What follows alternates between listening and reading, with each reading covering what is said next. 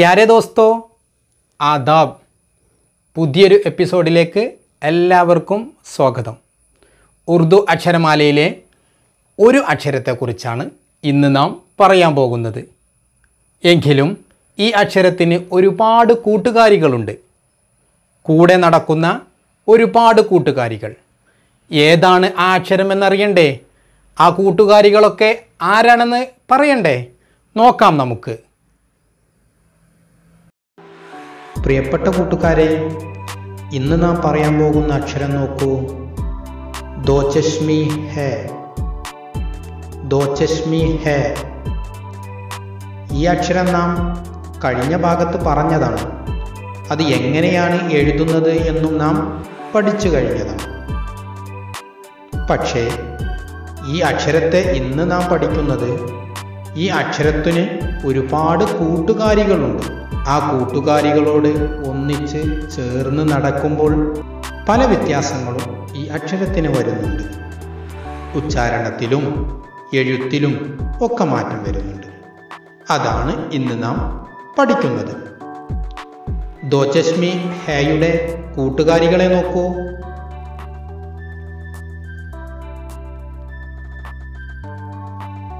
കണ്ടല്ലോ. എങ്കിൽ ഈ ദോ ചശ്മി ഹേ ചേർന്ന് വരുമ്പോൾ വരുന്ന മാറ്റങ്ങളും കൂടെ നോക്കൂ. ദോ ചശ്മി ഹേയുടെ കൂട്ടുകാരികളെ നമുക്ക് ഓരോന്നായി പരിചയപ്പെടാം. ആദ്യം നോക്കൂ. ഭേ. ഭ എന്നുച്ചാരണം. നമ്മൾ പഠിച്ച ഭേയും ദോ ചശ്മി ഹേയും ചേർന്ന് ഭേ, ഭ എന്നാണ് ഉച്ചരിക്കുന്നത്. ഒരു വാക്കിൽ ശ്രദ്ധിക്കൂ. ഭാരത്. ഭാരത് അർത്ഥം നമുക്കറിയാം. ഭാരതം, ഇന്ത്യ എന്ന്.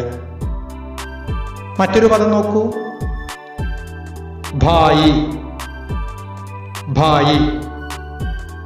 ഉച്ചാരണത്തോടൊപ്പം എഴുത്തും ശ്രദ്ധിക്കണേ. നമ്മൾ മുമ്പ് പഠിച്ച ബേയിൽ നിന്നും അല്പം വ്യത്യാസമുണ്ട് എഴുത്തിൽ. ദോ ചശ്മി ഹേ ചേർന്ന് വരുമ്പോൾ. കണ്ടല്ലോ.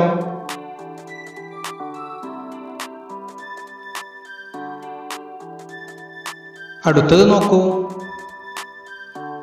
പേ. ഈ അക്ഷരം നാം പഠിച്ചതാണ്. അതിനോട് കൂടെ ദോ ചശ്മി ഹേ കൂടെ ചേർന്നാൽ നോക്കൂ. ഫേ. ഫേ. ഇതൊരു വാക്കിലായാൽ ശ്രദ്ധിക്കൂ. ഫൽ. ഫൽ. മറ്റൊന്ന് നോക്കൂ. ഫൂൽ. ഫൂൽ. പൂവ് എന്നർത്ഥം. അടുത്ത അക്ഷരം നോക്കിക്കോളൂ. തേ. ഈ അക്ഷരം നമുക്കറിയാം. കൂടെ ദോ ചശ്മി ഹേ വരുമ്പോൾ ഥേ. ഥേ. ഥ എന്ന് ഉച്ചാരണം. ഹാത്തി. ഹാത്തി. ആന. തോട. തോട.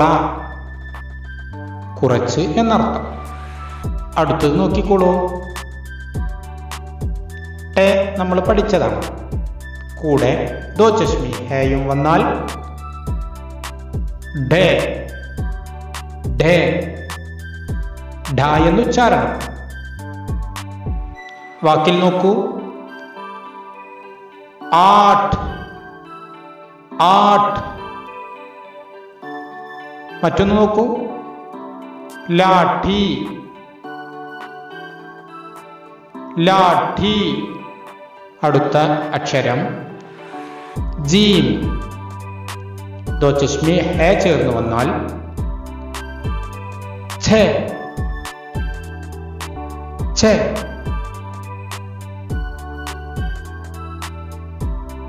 ജ എന്നുച്ചാരണം. വാക്ക് നോക്കൂ. ഝണ്ഡ. ഝണ്ഡ. പതാക എന്നർത്ഥം. മറ്റൊന്ന് നോക്കൂ. ചൂല. എഴുതുന്നത് നോക്കണേ. ജീമ് ചേർന്ന് വരുമ്പോൾ എഴുതുന്ന രൂപം ശ്രദ്ധിക്കണേ. മറ്റൊരക്ഷരം ചെ. ചെ. ദോചശ്മി ഹേ ചേർന്ന് വന്നാൽ ചെ. ചെ. ഛ എന്നുച്ചാരണം. വാക്കിൽ നോക്കൂ. ഛത്തിരി. ഛത്തിരി. മറ്റൊരു പദം അച്ഛ. അച്ഛ. നല്ലത് എന്നർത്ഥം വരുന്ന അച്ഛ. ദാലിനോടൊപ്പം ദോചശ്മി ഹേ വന്നാൽ നോക്കൂ. ധേ. ധ എന്ന് ഉച്ചാരണം. പദം നോക്കൂ. ധീരെ ധീരെ. ധീരെ ധീരെ. പതുക്കെ പതുക്കെ എന്നർത്ഥം. മറ്റൊന്ന് നോക്കൂ. ബുദ്ധ്. ബുധൻ എന്നർത്ഥം വരുന്ന ബുദ്ധ്. അടുത്ത അക്ഷരം ഡാൽ. നമ്മൾ പഠിച്ചതാണ് ഈ അക്ഷരം. ഇതോടുകൂടെ ദോചശ്മി ഹേ ചേർന്ന് വന്നു. നോക്കൂ.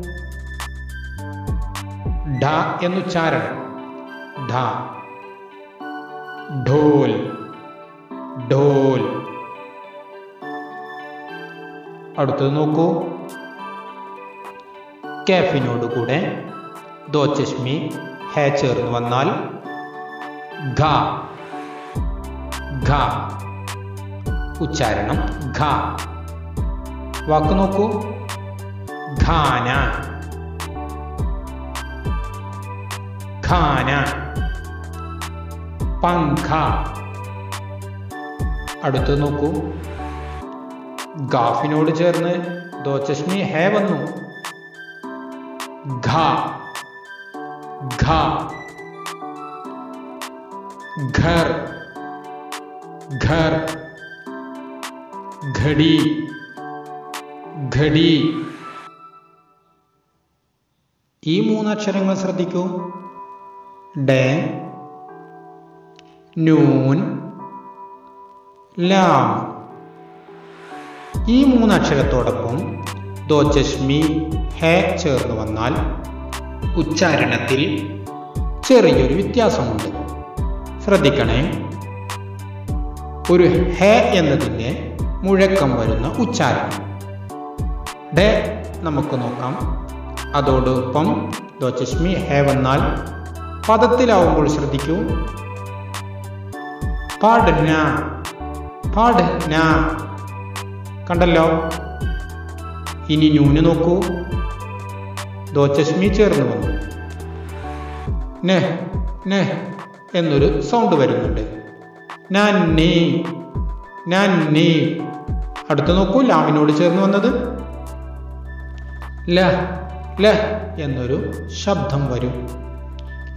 ചൂല. ചൂല. ദോചശ്മി ഹേയുടെ കൂട്ടുകാരികളെയെല്ലാം നാം പരിചയപ്പെട്ടു. കൂട്ടം കൂടി നടക്കുമ്പോഴുള്ള ഉച്ചാരണവും എഴുത്തും നമ്മൾ പഠിച്ചു കഴിഞ്ഞു. ഉറുദുവിൽ ബരി ഹർഫ് എന്നാണ് ഇവകൾക്ക് പറയുന്ന പേര്. ബരി ഹർഫ്. ഉറുദു പഠിക്കുന്നവർ തീർച്ചയായിട്ടും മനസ്സിലാക്കേണ്ട അക്ഷരങ്ങളാണ് ദോചശ്മി ഹേയോട് ചേർന്ന് വരുന്ന ഈ അക്ഷരങ്ങൾ.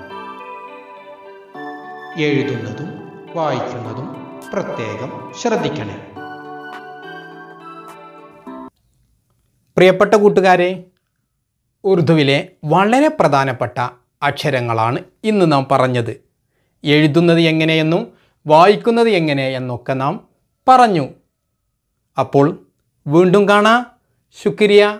ഖുദാ ഹാഫിസ്.